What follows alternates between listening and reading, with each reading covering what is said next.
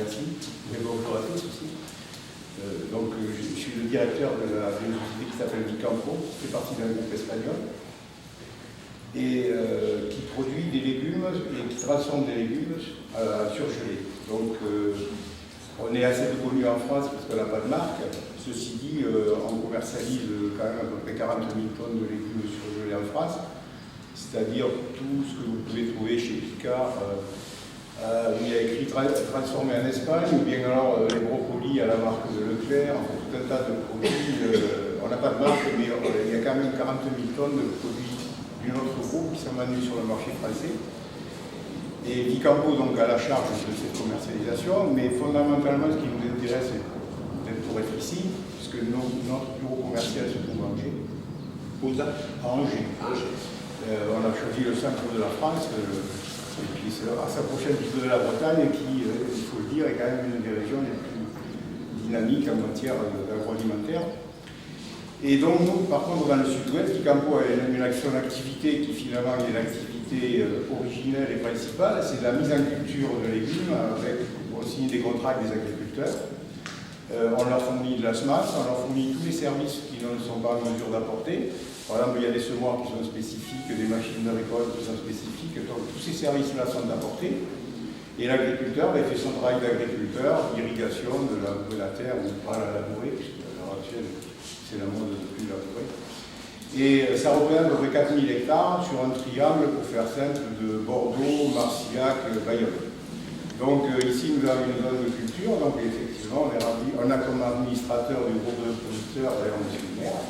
Donc on se connaît bien, et on se pratique, on va dire. Et jusqu'à l'heure, moi ça fait longtemps que je suis dans le métier, mais on a créé Vicampo il y a maintenant à peu près 18 ans. Et jusqu'à l'heure, notre activité était relativement, ne nécessitait aucun moyen particulier, puisqu'on aidait les entrepreneurs à investir sur du matériel, et en fait, on avait des véhicules et des techniciens et un bureau. En gros, c'est ce qu'on avait. Et depuis 4 ans, on a senti la nécessité de mettre les pieds dans la production de légumineuses, parce que bon, vous savez que c'est à la mode à l'heure actuelle, les légumineuses vont remplacer plus ou moins, ou on souhaiterait qu'elles remplacent pour certains les protéines animales. Donc, sachant qu'il y a beaucoup plus d'engouement que de réalité commerciale à l'heure qu'il est, c'est-à-dire que ça va venir, je ne sais pas quel rythme. En tout cas, les amis vont plus vite que la réalité, ça c'est sûr. C'est ce qu'on constate pour le moins. Donc depuis 4 ans, on travaille ces légumineuses. Ces légumineuses, par contre, impliquent qu'on ait besoin de locaux en 3. Donc à côté, par exemple, vous avez de lait d'amande qui est stocké. Alors lait d'amande, c'est un soja de consommation humaine, donc rien à voir avec le soja que vous voyez dans les champs, c'est comme le maïs doux et le maïs. C'est-à-dire celui-ci est comestible, il n'y a pas d'OGM. Et ça fait partie. C'est sûr, ça. Oui. Et c'est sûr que ça fait partie des légumineuses les plus riches en protéines. Donc, parallèlement nous, on a développé au niveau transformation et commercialisation des produits, lentilles, pois chiches, haricots de toutes les couleurs, noir, blanc, jaune, vert, ce que vous voulez, ce type de soja et autres. Et nos sources d'approvisionnement, c'est le Canada, la Turquie et l'Argentine en gros. Et on a de plus en plus de demandes de produits d'origine française. Donc on commençait déjà à travailler avec un groupe qui est sur Castelnaudary qui nous fournit des pois chiches. Et comme ce produit, personne ne le faisait en France, nous, ça fait à peu près 4 ans qu'on a commencé agronomiquement à le traiter. Et aujourd'hui, on se retrouve donc en phase opérationnelle. Et quand je disais que l'engouement a dépassé un petit peu la réalité, c'est-à-dire que ça ne part pas aussi vite que l'on souhaiterait. Et puis on se rend compte que le paradoxe du consommateur, qui est un petit peu le paradoxe du citoyen français, il veut du franco-français, mais au prix du chinois, en gros, de la Ferrari au prix de la Peugeot. Donc ça veut dire que ça va un petit peu moins vite que ce qu'on espérait. Ceci dit, on y croit, puisqu'on est là, et on va continuer.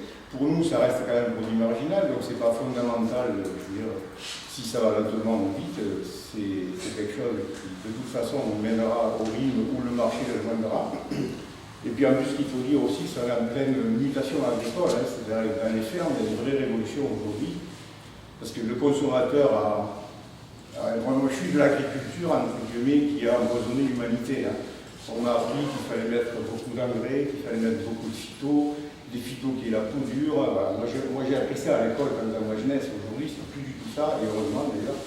Et c'est plus du tout ça depuis les années 90. Et paradoxalement, c'est aujourd'hui où l'agriculteur n'a jamais été aussi propre qu'on devient de plus en plus exigeant sur ce qu'on demande aux agriculteurs. Et par contre, quand on va acheter un supermarché, on regarde toujours l'origine et on sait ce qu'il y a derrière. Mais ça, c'est pour l'anecdote.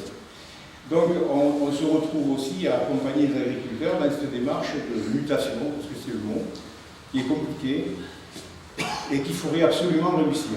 Voilà. Donc, alors nous, on est ravis ici parce que la zone de production de légumineuses, ça va être plutôt tout ce qui est partie Gers. Voilà, tout ce qui est haricot vert, maïs, ça va être plutôt partie Landes. Voilà, alors, les productions qu'on fait dans le sud-ouest à destination de l'Espagne, c'est du haricot vert, à peu près 50 000 tonnes. On est le premier producteur français de haricot vert à destination de l'Espagne, c'est le paradoxe. Sachez que tous les haricots extra fins que vous consommez viennent en partie, ou en grande partie de Hollande, produits au Kenya. Ça, c'est pour l'anecdote. Et nous, on nourrit en conserve les Espagnols avec nos haricots verts du sud-ouest. Ça fait partie de la mondialisation. Voilà. Et donc, 50 000 tonnes de haricots verts, un peu de maïs doux, parce que le maïs doux, la problématique du maïs, c'est qu'on transporte beaucoup de volume pour peu de produits finis, c'est-à-dire qu'il faut transporter 3 kg pour avoir 1 kg de produits finis. Donc, comme on est quand même distant des usines, on a des produits qui nous reviennent très chers. On a un petit calendrier de production de maïs doux, ça à peu près 500 hectares. Après, on fait 20 000 tonnes de carottes, 20 000 tonnes de pommes de terre, on fait du topinambour, et puis donc des légumineuses. Et pour la consommation humaine, bien sûr.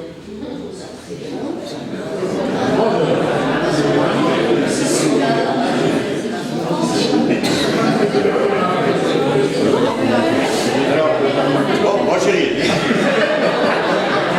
J'ai rien dit. Les topinambours, on les fait dans la marque, en plus. Donc, à un prix champenois. Donc, ça nous vaut, chaque fois qu'on va visiter le champ, de boire du vin local. Oui. Le vin du pays. Voilà, ça récompense de voyage. Et juste une anecdote de plus, vous savez, les queues d'ail, les petites queues d'ail, les pousses d'ail, la tige d'ail qu'on coupe en petits morceaux pour faire des omelettes, là, on en fait 2000 tonnes. Voilà. Il y a plein de trucs comme ça. Donc, ce qu'on peut dire aussi, c'est que le développement des légumineuses, il nous inquiète un petit peu, comme nous inquiète pour les éleveurs de vaches à viande, les accords avec le Canada notamment, puisque le Canada est un des gros fournisseurs européens de légumineuses.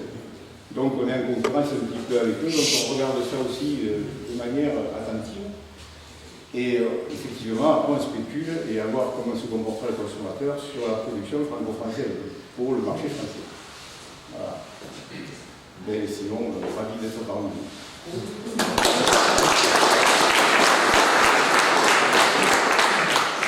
Le soja nécessite de l'irrigation ou pas? Oui.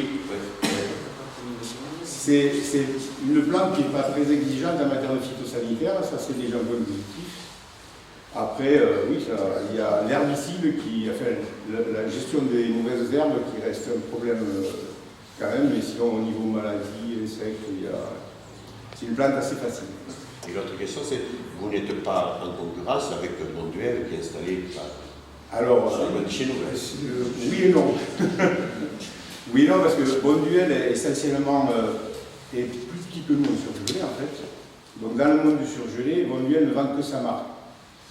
Les gens qui achètent du Bonduelle, ils ne vont pas venir acheter chez nous. Et ce qu'ils achètent chez nous, c'est parce qu'ils ne vont pas acheter du Bonduelle. Donc pour nous, ce n'est pas le premier concurrent, mais nous ne sommes pas leur premier concurrent. Après, Bonduelle, c'est quand même un géant, parce qu'il fait de la conserve, des salades en poche, de la 5e gamme, de la 4e, enfin tout ce que vous voulez, ils ont toute la palette.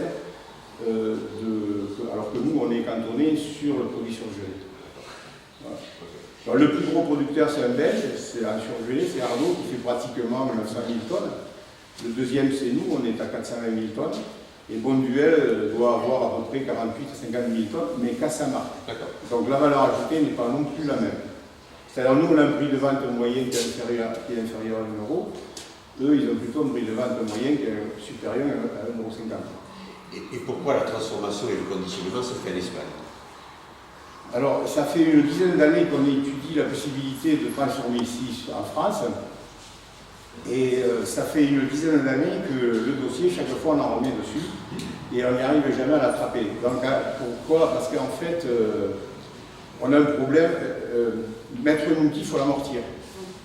Et aujourd'hui, il faut l'amortir vite, parce que tout est robotisé chez nous.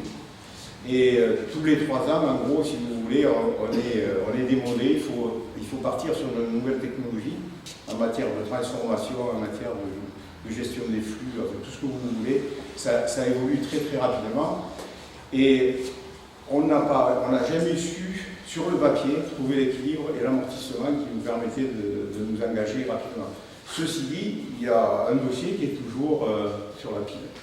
Mais jusqu'à l'heure, en fait, il faut dire qu'en Espagne, on tourne tous les mois de l'année.